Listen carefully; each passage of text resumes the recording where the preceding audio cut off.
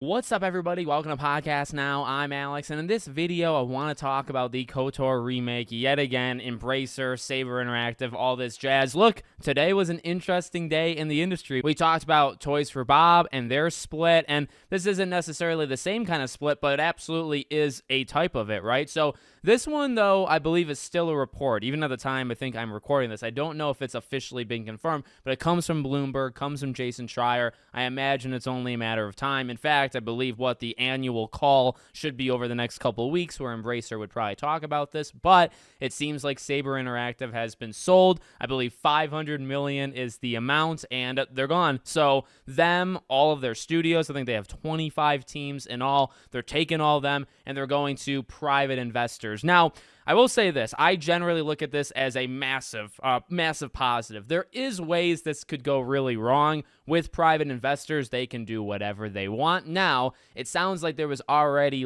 talk behind the scenes where it's because this is where the KOTOR thing comes in, right? It seems like they've already agreed that they can keep making, and they have been working on the KOTOR remake. They'll continue working on the KOTOR remake. So I imagine there's been some sort of talk that okay, we're going to sell these people and this company and maybe Saber Interactive obviously has some words with the private investors and they know what's about to happen. Because I guess it could go the other way where half of it is just fired or laid off, and I don't know. I mean, I guess there is bad ways this can go. I look at it as a big positive. Honestly, I mean, we'll keep just bagging on Embracer. They deserve it.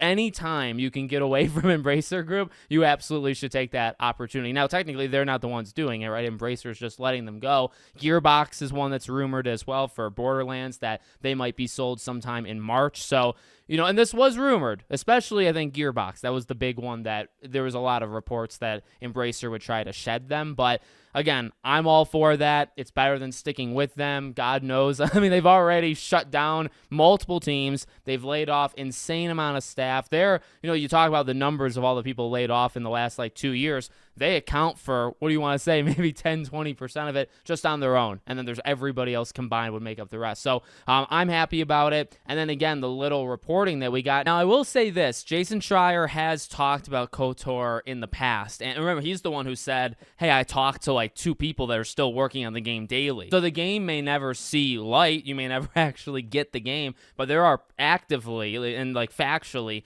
people that are still working on it every day, right? So again, with this report being added on is they have been working on KOTOR, they're continuing it. So to me, that's great news. I mean, there's nothing really else there, right? Is this still gonna be, well, actually, we did have the reporting from a little while ago that it's a far out game, but it's not too far out, 2025, 2026. And yeah, that is a while away, especially when you think about when they first announced it. But you think about 2 to 3 years from now, in reality, that does fly by. It should be here before you know it. Now, are they going to be okay again in that entire amount of time? Is everything fine? Hopefully. But I think this is about I mean, I've seen people say this, it's about the best news that you could do. Saber Interactive gets to get away from Embracer, which is a huge win. You can keep making your games, which is as long as you can keep making your games, I should say, right? If you can do that and you're owned by these private, that's fine. That's cool. And then Embracer technically also wins. Now, I believe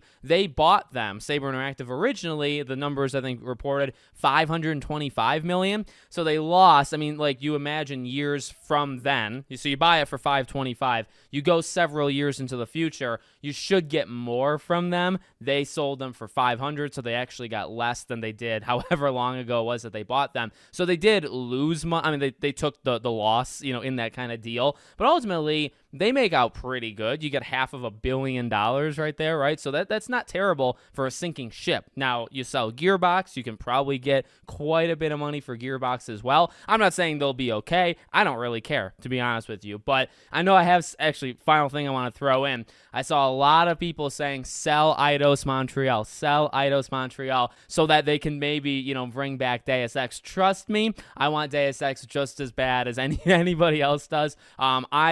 Do I think they could do it? Absolutely. I think there would be some value where you could get some money for a studio that's kind of as big, and also I don't know how much talent level, buys you in the industry, but size matters, right? So could they make some money by selling off them? Yeah.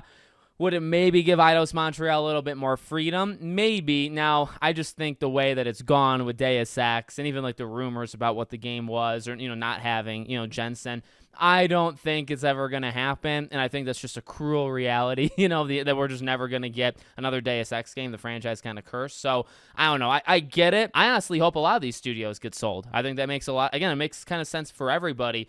Embracer just sheds as much as humanly possible. You keep a few, you keep a little, but you sell as much. You try to make as much money as you possibly can. You downsize everywhere, including the higher ups. And then eventually, you do, figure it out. I mean, yeah, you could, I guess, keep going into oblivion, but there would be a business shift there, but you really could do it. So I don't know. Will that ever happen? They're going to have to sell or downsize a whole lot more than they already have in order for that to, become a reality. So we'll see. But I think overwhelmingly great news for Saber, great news for KOTOR. Even if we don't ever see it, at least this is a more positive story than we've heard in the last 2 years, okay? So let me know what you guys think in the comments. Make sure you're subscribed to the channel, bell icon turned on. I hope to see you all on the next one.